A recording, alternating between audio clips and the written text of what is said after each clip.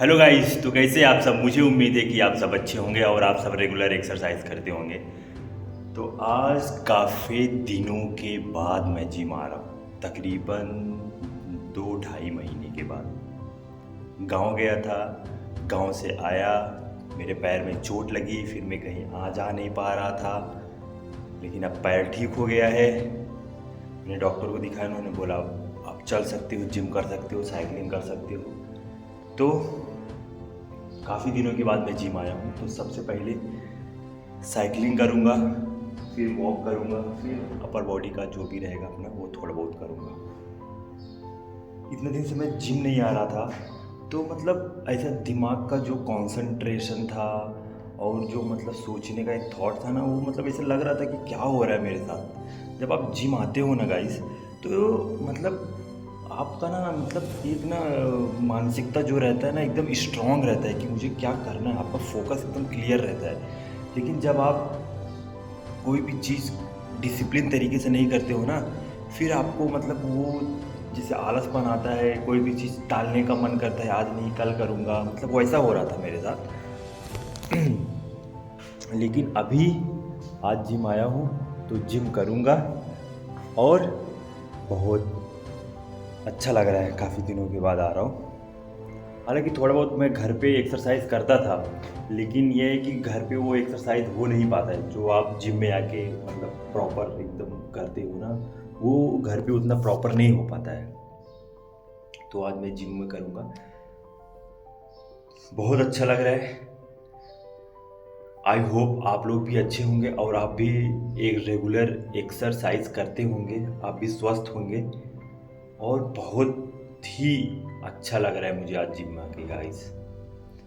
तो ऐसा नहीं है कि मैं जब गांव में था मैं एक्सरसाइज नहीं करता था, या फिर मैं मतलब एक्सरसाइज इन द सेंस ऐसा बोलेंगे कि मैं प्रॉपर वो एक्सरसाइज नहीं करता था जो जिम में आने के बाद वो मूड करता है ना, एक चलो भाई जिम में आ गया हूँ, आज ये करना है, आज ये करना है, आज ये करना है। बट जब आप जिम में नहीं आते हो, जब आप बाहर रहते हो, तो मतलब आपको बस ऐसे लगता है कि हाँ, ओ देखा कैसे हुआ। तो मतलब जब आप जिम में नहीं आते हो ना, तो आपको सिर्फ ऐसा लगता है कि हाँ मुझे सिर्फ ये चीज़ करनी है। जब आप जिम में नहीं आते हो ना, जब आप जिम में नहीं आते हो तो आपको ये सब नॉर्मल चीज़ें करने का मन नहीं करता है, वजन उठाना, डिप्स मारना, बस आपको ऐसे लगता है कि हाँ मैं वॉक कर लूँ, साइकिलिंग कर लूँ, ये मेरे लिए जिम हो गया। या फिर आपको ऐसा लगेगा कि हाँ मैंने सोच लिया, मैंने उठ गया, या फिर मैं वो चीज़ महसूस कर लिया तो मैं जिम कर लिया। ऐसा नहीं होता है, आपको प्रॉपर आना पड़ता है जिम में। जैसे मैं अपने गांव की बात बताऊँ, जब मैं गांव में था तो मैं दिन का ना कम से कम 8-9 किलोमीटर मेरा चलना हो जाता है, दिन का, पूरे दिन का।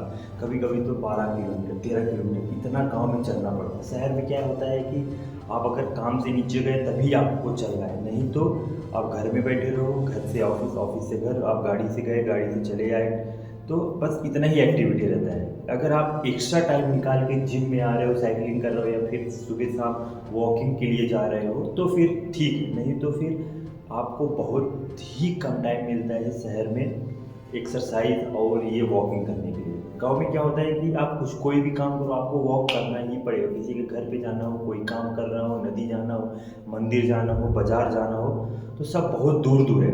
तो बिना आप मतलब जाएंगे तो बाइक से ही, लेकिन आपको नॉर्मल वॉकिंग ही इतना हो जाता है कि वहाँ के जो आदमी रहते हैं इतने स्वस्थ रहते हैं कि मतलब उनकी जो एज होती है ना 90। अभी जो जैसे मेरे स्क्रीन पे जो आप देख रहे हैं, मेरे दादाजी हैं, इनकी जो एज है ना 100 ईयर्स है। लेकिन अभी भी ना मतलब पूरा काम करते हैं, घर का पूरा काम करते हैं, गाय का दूध निकालते हैं, फिर गाय का चारा डालते हैं, मतलब सब कुछ, ऑलमोस्ट सब कुछ करते हैं। थोड़ा बहुत हाई भी नहीं उठा पाते, लेकिन ऑलमोस्ट अपना काम कर लेते हैं, मतलब किसी के ऊपर डिपेंड नहीं है 100 साल होने के बावजूद। और यहाँ शहर में क्या होता है, शहर में आदमी 40 तक जाते जाते, 50 तक जाते जाते उसकी कमर पकड़ लेगी, उसका नी का प्रॉब्लम आ जाएगा, जॉइंट का प्रॉब्लम आ जाएगा, डायबिटीज़ का प्रॉब्लम है, दुनिया भर की बीमारियाँ आ जाती हैं। तो इसीलिए एक्सरसाइज बहुत ज़्यादा ज़रूरी होता है गाइस। आप जितना बेहतर एक्सरसाइज करेंगे, जितना अपना खाना स्वस्थ अच्छा खाएंगे, स्वस्थ रहेंगे, उतना आपके लिए बेनिफिट रहेगा। तुलसीदास जी ने भी बहुत अच्छी बात लिखी है, धन धाम शरीरे तक, मतलब आपका शरीर धन ही है और धाम ही, दोनों है अगर आपका शरीर स्वस्थ है तो। आई होप आज मुझे यहाँ पे आकर अच्छा लगा थोड़ा सा। प्रॉपर फिर से एक्सरसाइज करूँगा, पहले नॉर्मल करूँगा क्योंकि 2-2.5 महीने का गैप हो गया है तो बॉडी फिर से उसको भूल गया है और जो भी बॉडी उड़ी है सब उतर गया है।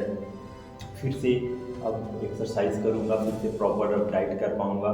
थोड़ा सा वजन भी बढ़ गया है, गांव में गया था तो थोड़ा बहुत लोग मीठा खिला देते थे, ये कर, ये खा लो वो खा लो, किसी को मना भी नहीं कर पा रहा था तो इस वजह से थोड़ा वजन भी बढ़ा है, थोड़ा बहुत नहीं 1-2 किलो वजन बढ़ा है। फिर से प्रॉपर डाइट करूँगा, एक्सरसाइज करूँगा तो फिर से नॉर्मल हो जाएगा। कोई वो रॉकेट साइंस नहीं है उसमें, क्योंकि जब आप किसी भी चीज़ को एक बार हैबिट लग जाती है ना तो उसको फिर से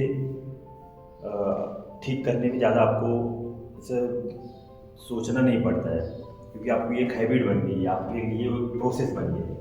अगर आप उस प्रोसेस को एक अच्छी तरह से जान गए हैं, पहचान गए हैं तो आप उस प्रोसेस को जब भी आप चाहें तब भी आप उसको नॉर्मल फॉलो कर सकते हैं, तो वो तो नॉर्मल हो जाएगा।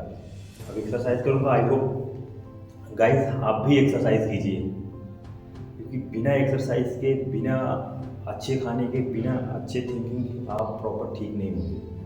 तो गाइस प्लीज़ आपसे जितना ज़्यादा से ज़्यादा हो सके आप उतना एक्सरसाइज कीजिए, आप उतना हेल्दी रहिए, आप उतना अच्छा सोचिए, आपका थॉट प्रोसेस सही रखिए, आपको ज़रूर रिजल्ट मिलेगा।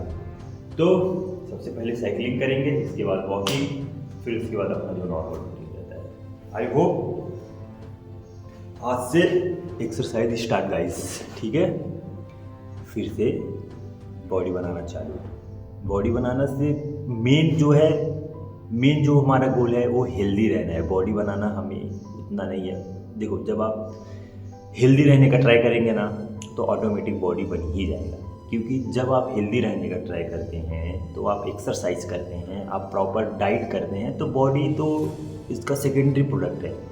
जब आप अपना थॉट प्रोसेस अच्छा रखेंगे ना सब कुछ अच्छा हो जाएगा, लेकिन आपका विचार ही गलत रहेगा, आपका थॉट ही गलत रहेगा तो ऑटोमेटिक सब चीज़ गलत हो। और हाँ, बहुत इंपॉर्टेंट बात, आज जो है ना शनिवार है तो आज सोलार इक्लिप्स है।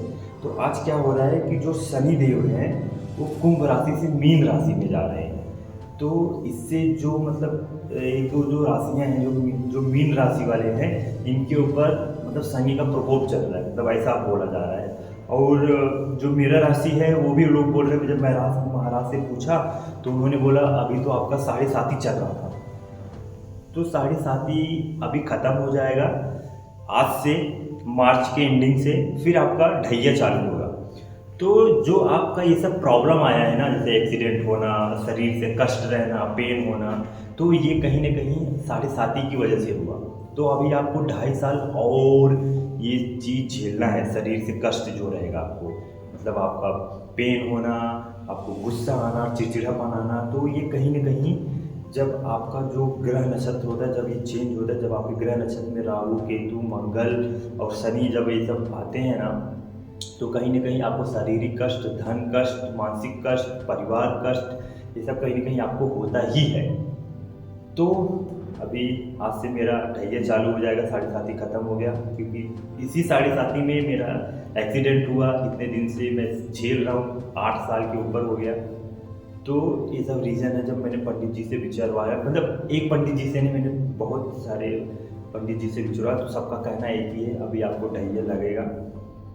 तो आप अपना ख्याल रखिए, जितना ज़्यादा से ज़्यादा हो सके आप अपना ख्याल रखना। मैंने बोला महाराज मैं तो ख्याल अपना रख ही रहा हूँ, मैं 8 साल से ये पेन सह रहा हूँ, ये चीज़ें कर रहा हूँ। बोले बहुत अच्छी बात, आपने बहुत अच्छा किया, बहुत अच्छे से मैनेज किया। बस भगवान की जो भक्ति है, हमेशा महादेव को पुकारते रहना, नाम जप करते रहना। जो भी कष्ट है कम तो नहीं होगा, लेकिन उसको झेलने के लिए आपको जो है हिम्मत देंगे। तो देखो किसी के जीवन में ना दुख कम नहीं होता है, बस अगर आपका ना माइंड एकदम स्ट्रांग है ना, तो बस आप उसको झेलने के लिए आपको हिम्मत मिल जाती है। तो हमें बस वही करना है गाइस। तो बस मुझे हिम्मत चाहिए। हिम्मत जब आपको रहेगा ना तो ऑटोमेटिक आपका वो चीज़ धीरे धीरे कम हो जाएगा। आई होप भोलेनाथ मेरे जीवन में अच्छा करे, भोलेनाथ आप सबके जीवन में अच्छा करे। तो चलिए मैं एक्सरसाइज स्टार्ट करता हूँ, आप भी करिए।